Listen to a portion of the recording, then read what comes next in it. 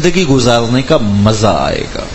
ہم اپنی زندگی سے فضولیات کو نکال دیں تو زندگی اچھی ہو جائے گی. میں ایک عرض کرتا ہوں کہ ہم آج ہی شام کو سارے گزرے ہوئے دن کے معمولات کو ایک کاغذ پہ لکھ لیں اور پھر دیکھیں کہ ان میں وہ کون سے امور ہیں اگر میں نے نہ سر انجام دیے ہوتے تو میرا دن پھر بھی گزر سکتا تھا، اور یہ بے مقصد تھے تو ان کو کاٹ دیں اور پکا عزم کر لیں کہ دوبارہ یہ امور نہیں کروں گا. اگلا دن پھر گزاریں اپنے معمول کے مطابق، پھر دیکھیں کہ میرا یہ کام اگر نہ ہوتا میرے دن میں شامل تو اس کو بھی کاٹ دیں. 7 دن ایسا کریں، روزانہ یہ عزم کریں جو کاٹیں وہ دوبارہ نہ کریں، اور آپ خود فیصلہ کریں کہ ان میں سے کون چیزیں فضول تھیں، بے مقصد تھیں میرے دن میں نے یہاں کھڑا ہوا، یہاں بیٹھا، یہ باتیں کی اور یہ فضولیات چیزیں تعلق رکھتی ہیں، میں ان کو آج کے بعد نہیں کروں گا. صرف 7 دن یوں گزاریں. 8ویں دن آپ کو زندگی گزارنے کا مزہ نہ آنے لگا تو مجھے پکڑ لینا. تو ہمارے بہت سارے بے مقصد اور فضول کام ہیں جو ہماری زندگی کو عذاب بنائے ہوئے ہیں. تو اپنی زندگی کو سہل بنائیں، زندگی پر غیر ضروری کاموں کا بوجھ نہ ڈالیں. یہ اپنا بوجھ آپ خود زیادہ کیا ہے جو دنیا پہ بھی تنگ کرتا ہے اور آخرت میں بھی تنگ کرے گا. تو وہی مسافر سہل ہوتا ہے جو اپنا سامان زیادہ نہیں رکھتا ہے. اس لیے زندگی کا حسن یہ ہے کہ ہر بیہودہ، ہر لغو، ہر بے مقصد چیز کو چھوڑ دیا جائے.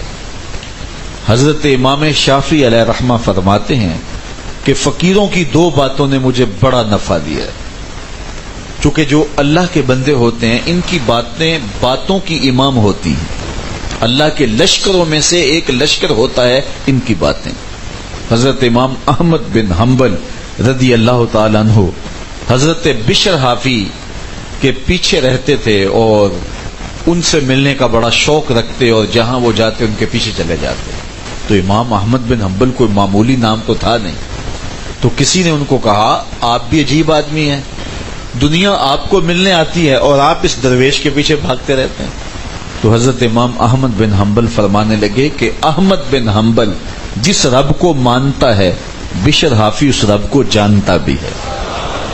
تو ان لوگوں کی صحبت یقیناً اندر کی تربیت کا ایک مؤثر ذریعہ ہوتی ہے. تو فرماتے ہیں امام شافعی کہ فقیروں کی 2 باتوں نے مجھے بڑا ہی نفع دیا. ان میں سے ایک بات یہ الوقت سیف قاطع، وقت کاٹ دینے والی تلوار ہے.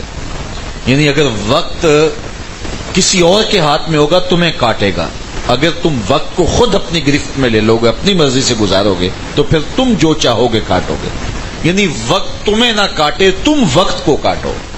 تو کہا یہ بات مجھے اتنا نفع دے گئی کہ میری زندگی سنوار گئی کہ وقت جو ہے وہ میں خود کاٹوں اور اپنی مرضی سے کاٹوں. اللہ اکبر.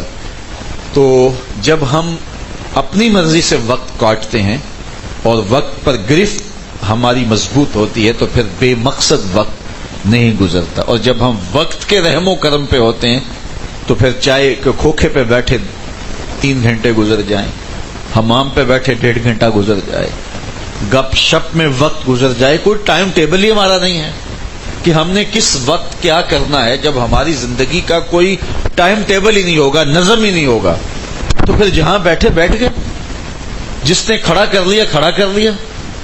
بے مقصد کاموں میں گھنٹے بیت گئے. زندگی کے کوئی اہداف ہی طے نہیں نا، زندگی کے مقاصد ہی متعین نہیں ہے نا.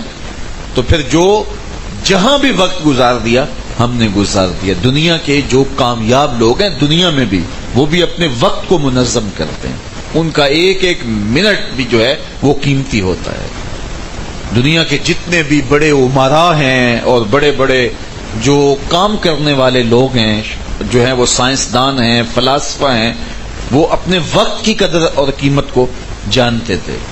یہ نیوٹن غالباً میرے ذہن میں پورا نام نکل گیا ہے، یہ نیوٹن تھا یا کوئی اور سائنسدان تھا.